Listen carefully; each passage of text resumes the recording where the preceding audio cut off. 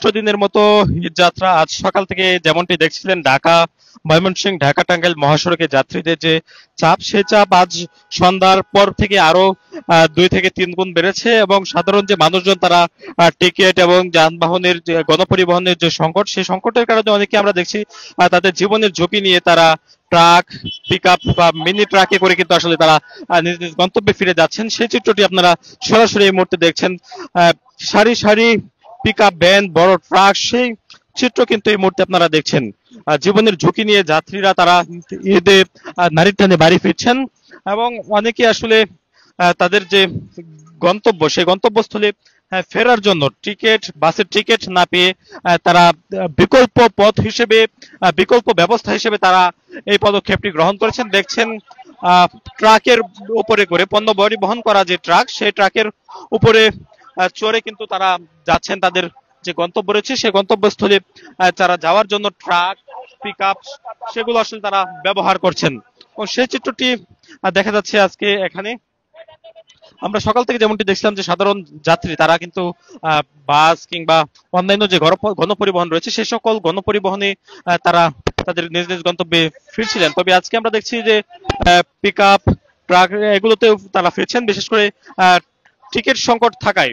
Jamuna electronics ঈদে double খুশি offer season 3, যে কোনো পণ্য কিনলেই পাচ্ছেন নিশ্চিত ঈদ উপহার। বাসের যে ভাড়া রয়েছে 200 থেকে 300, তার চেয়ে দ্বিগুণ ভাড়া নেওয়া হচ্ছে পিক আপেও 500 করে ভাড়া নেওয়া হচ্ছে। যাবেন তারা ময়মনসিংহে এবং সেই চিত্রটি আসলে ফুটে উঠছে যে বাড়তি ভাড়ার যে অভিযোগটি গত 2 থেকে 3 দিন ধরে ছিল এবং সেই একই অভিযোগ কিন্তু আজও রয়েছে, অর্থাৎ বাড়তি ভাড়ার যে বিষয়টি সেটি কিন্তু এখনো রয়েছে। এখানে আমরা দেখছিলাম যে বেশ কয়েকজন স্বেচ্ছাসেবক তারা সকাল থেকে এই সড়কটিতে যানবাহন চলাচল স্বাভাবিক রাখতে এবং কোনো প্রকার যেন যানজট সৃষ্টি না হয় সেজন্য আসলে তারা কাজ করছেন এবং তারা যানজট নিরসনে এখানে কাজ করছেন। অর্থাৎ এখানে যে স্বেচ্ছাসেবকেরা তারা বিনা পারিশ্রমিকে তারা এখানে ট্রাফিক নিয়ন্ত্রণে তারা কাজ করছেন এবং অনেকে আসলে জীবনের ঝুঁকি নিয়ে তারা নিজ নিজ গন্তব্যে। তো আপনার সঙ্গে কথা বললো, কেন ট্রাকে করে বাড়ি ফিরছেন?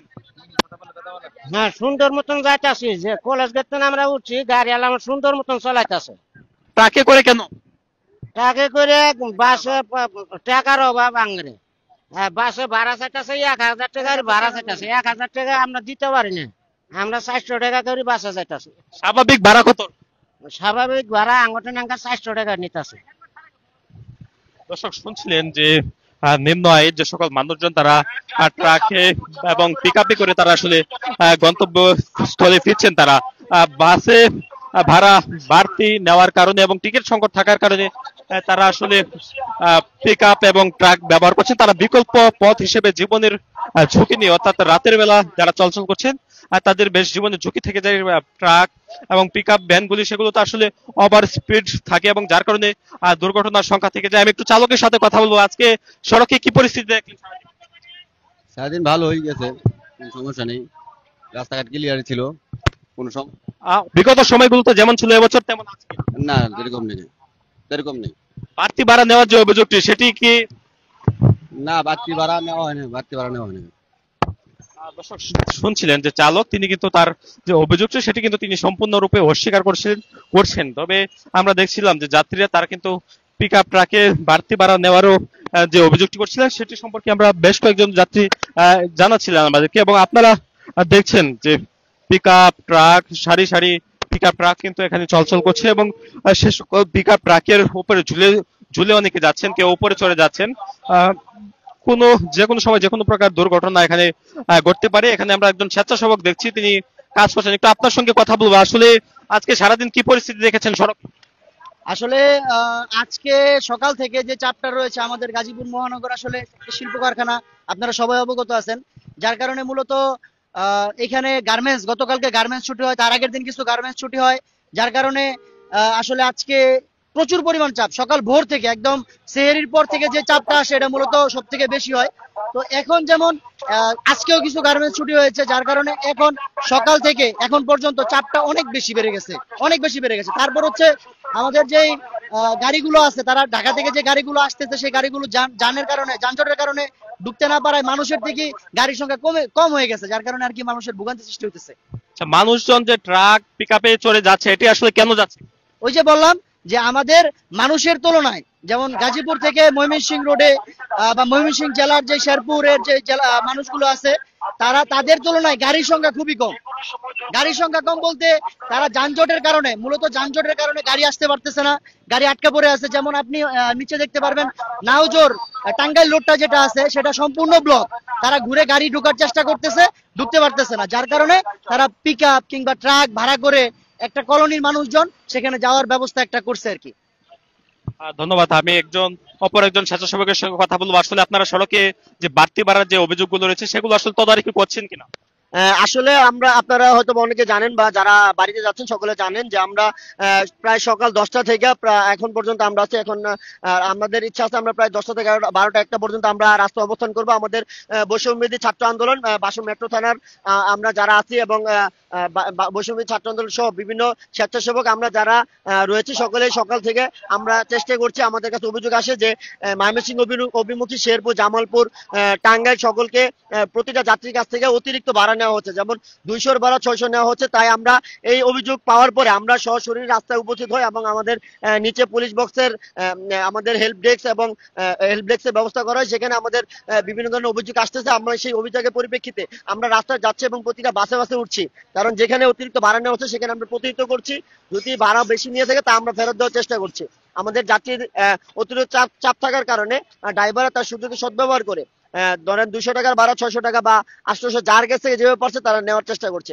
যখন আমাদের কাছে অভিযোগ আসছে আমরা সরাসরি সাথে সাথে আমরা উপস্থিত হচ্ছি এবং তাদের কাছ থেকে সেই ভাড়া কমিয়ে যাত্রীদের কিভাবে সুবিধা হয় আমরা সেই দিক নির্দেশনা দিয়ে আমরা কাজ করার চেষ্টা করছি। একজন চালকের সঙ্গে কথা বলা, আসলে সড়কে কি পরিস্থিতি দেখছেন? আগের মতো যানজট আছে কিনা? হ্যাঁ, আগের থেকে অল্প, এখন রাতে আবার যানজট একটু বেশি। এর কারণটা কি? এর কারণটা প্রত্যেকটা ইউটার্নে গাড়ি ঘোড়ায়। যাত্রীরা বলছিলেন বাড়তি ভাড়া, এবং এই বাড়তি ভাড়ার কারণে অনেকে আসলে জীবনের ঝুঁকি নিয়ে ট্রাক পিক আপ ভ্যানে চলছেন। আসলে এই অভিযোগটি কতটুকু সত্য? না, হ্যাঁ, বাড়তি ভাড়ার জন্য পিক আপ দেওয়া যাচ্ছে আর কি। আর শৌখিনের গাড়িতে কোনো বাড়তি ভাড়া নেওয়া হয় না, 320 টাকা। বর্তমান ভাড়াও কি 320 আছে? হ্যাঁ হ্যাঁ, শৌখিনের 320 আছে। আমরা সকালে দেখছি আমাদের 400 করে নেওয়া হচ্ছে শৌখিন বাস। হ্যাঁ, সকালবেলা অনেক বাস নিচ্ছে 400 টাকা, যাত্রীর চাপ কারণে বেশি নিচ্ছে। আসতে হয়তো খালি। সকালের চেয়ে কি এখন যাত্রীর চাপটা বেশি? না না, এখন বেশি, সকালে কম ছিল।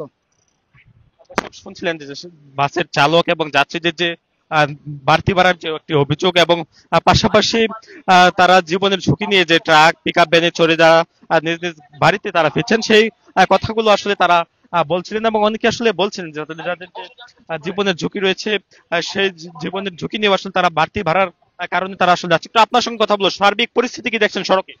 জি, আমরা সকাল থেকে আছি বৈষম্য বিরোধী ছাত্র আন্দোলন বাসন থানার আমরা সবাই আছি। এছাড়া আমাদের অনেক ভলান্টিয়ার নিয়োগ দেওয়া হয়েছে, সিটি কর্পোরেশন থেকে তারা কাজ করতেছে। আমরা চেষ্টা করতেছি সার্বিকভাবে যাতে মানুষ কোনো ভোগান্তিতে না পড়ে, সেদিক দিয়ে আমরা সর্বোচ্চ চেষ্টা করতেছি যাতে মানুষ স্বাচ্ছন্দ্যে বাড়িতে যেতে পারে।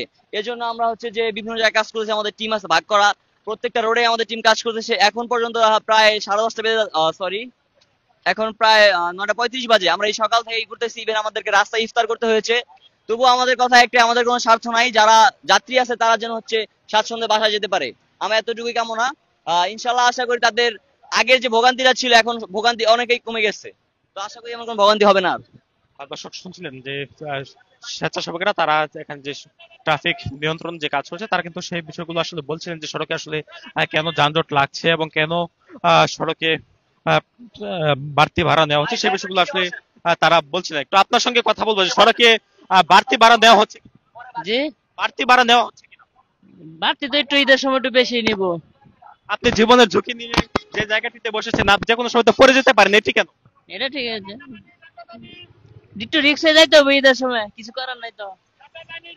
দর্শক শুনছিলেন যে যাত্রীরা তারা জীবনের ঝুঁকি নিয়ে তাদের গন্তব্যে ফিরছেন। তারপরে আসলে তারা অনেকটাই উৎফুল্ল, কারণ তারা সবকিছু শেষে তারা নিজ নিজ আপন গৃহে কিন্তু তারা ফিরতে পারছেন। রাজধানী ঢাকা ছেড়ে তারা কিন্তু নিজ নিজ আপন গৃহে তারা ফিরে যাচ্ছেন, এবং তারপরে আসলে তাদের যে আনন্দ সেটি আনন্দ ভাগাভাগি করে নেবেন তারা নিজ নিজ পরিবারের সাথে, এবং সেই আনন্দ কিন্তু আসলে দ্বিগুণ হয়ে যাবে তারা নিজ নিজ পরিবারের সাথে যুক্ত হলে।